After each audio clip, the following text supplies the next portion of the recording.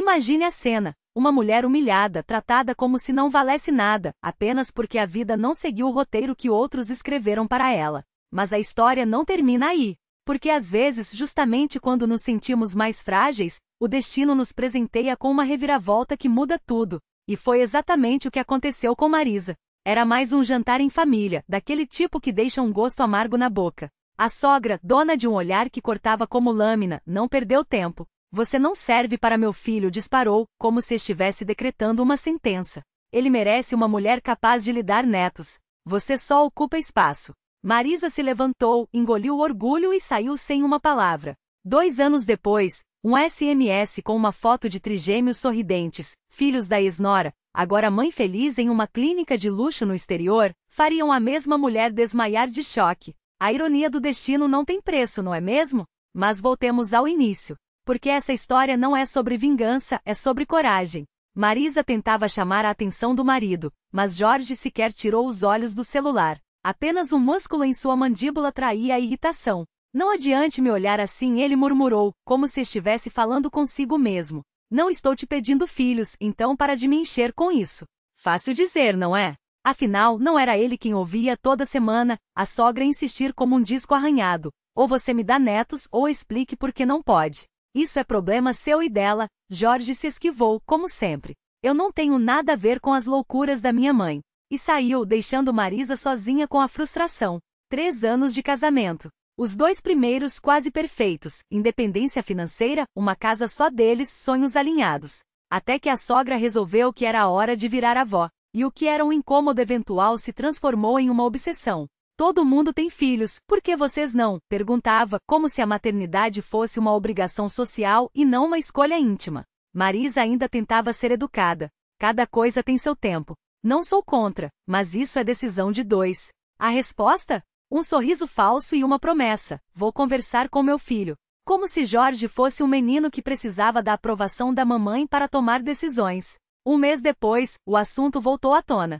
Falei com ele. Jorge não tem problema nenhum. O problema é você. Marisa sentiu o chão abrir. Isso não é verdade. Protestou, mas a sogra apenas balançou a cabeça, como se já soubesse de tudo. Não precisa mentir, querida. Eu só quero ajudar. Ajudar? A ajuda veio em forma de remédios duvidosos, consultas com charlatães que prometiam milagres e olhares de pena cada vez que Marisa recusava. Até que um dia, depois de uma sessão que mais parecia um ritual de exorcismo, ela explodiu. Chega! Não vou me submeter a isso. Meu corpo, minhas regras. Jorge, é claro, não quis saber de conflitos. Se não gosta, não faz. Por que vem me encher? Foi sua brilhante contribuição. Como se Marisa fosse uma criança birrenta e não uma mulher esgotada pedindo apoio. Foi então que ela decidiu. Se o marido não tinha coragem de enfrentar a própria mãe, ela mesma colocaria um ponto final naquela farsa. Passou a responder com ironia, a ignorar as provocações, a devolver cada comentário venenoso com uma dose de verdade crua. Sabe, Dona Federico, o senhorio aqui é você. Mas se me permite um conselho, seria bom procurar um psiquiatra. Esse seu jeito de controlar tudo cheira a transtorno obsessivo. O escândalo foi épico. A sogra correu chorando para o filho, que como sempre lavou as mãos. Resolvam isso entre vocês, disse, como se fosse um juiz imparcial e não um covarde. Marisa poderia ter desistido ali, mas algo dentro dela acordou. Foi ao médico não para provar nada a ninguém, mas para si mesma. Os exames confirmaram o que ela já sabia, estava saudável. Armada com os resultados, organizou um jantar em família. Imaginou que finalmente teria a chance de pôr tudo em pratos limpos. Engano seu. A sogra nem deixou ela abrir a boca. Suas desculpas não me interessam, cuspiu.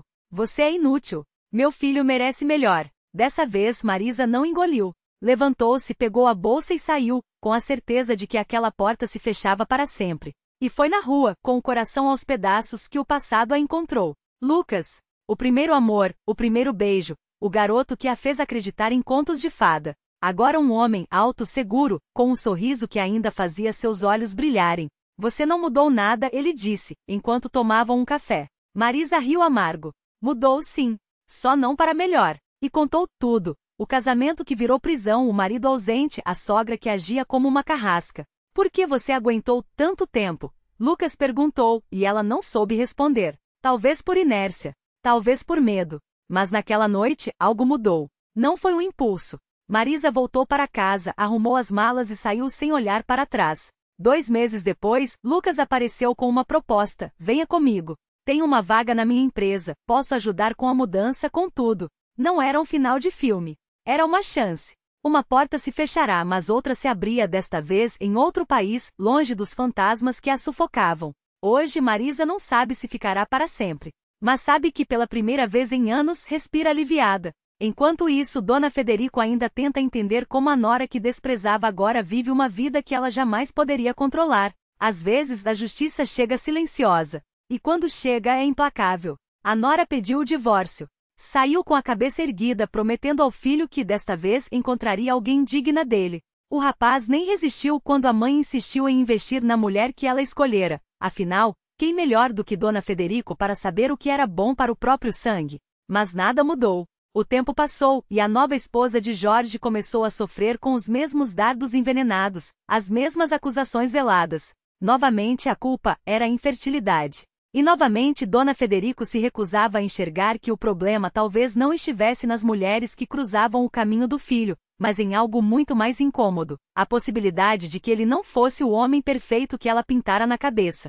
Foi numa tarde qualquer, enquanto abria um mensageiro com a intenção de enviar a nova nora ao endereço de um especialista tibetano, mais um de seus remédios milenares para consertar o que não precisava de conserto, que ela viu algo inesperado. Uma mensagem de um contato desconhecido. Curta. Assinada por Marisa. Com o tempo entendi que devo agradecer por tudo que você fez. Sem a sua teimosia, eu não estaria onde estou hoje, e não teria o que me faz verdadeiramente feliz. Anexada à mensagem, uma foto. Marisa radiante, ao lado de um homem que não era Jorge. Entre eles, 3 envelopes brancos, cada um com o nome de um bebê. Ao fundo, a fachada impecável de uma clínica de fertilidade de ponta em um país onde sonhos como aquele não eram tratados como falhas, mas como possibilidades. Eles pareciam felizes. De verdade. Dona Federico fechou o aplicativo com um gesto brusco, como se aquela imagem pudesse queimar seus dedos. Atirou o celular sobre a mesa com tanta força que o aparelho deslizou até o chão. Depois, num acesso de fúria, varreu tudo que estava à mão: xícaras, papéis, o retrato emoldurado de Jorge aos 7 anos, sorrindo com os dentes de leite. O barulho dos objetos se estilhaçando não abafou o peso daquilo que ela finalmente compreenderá. Marisa não apenas havia escapado, como florescera longe dela. E o pior, não por acaso, mas graças à sua própria crueldade.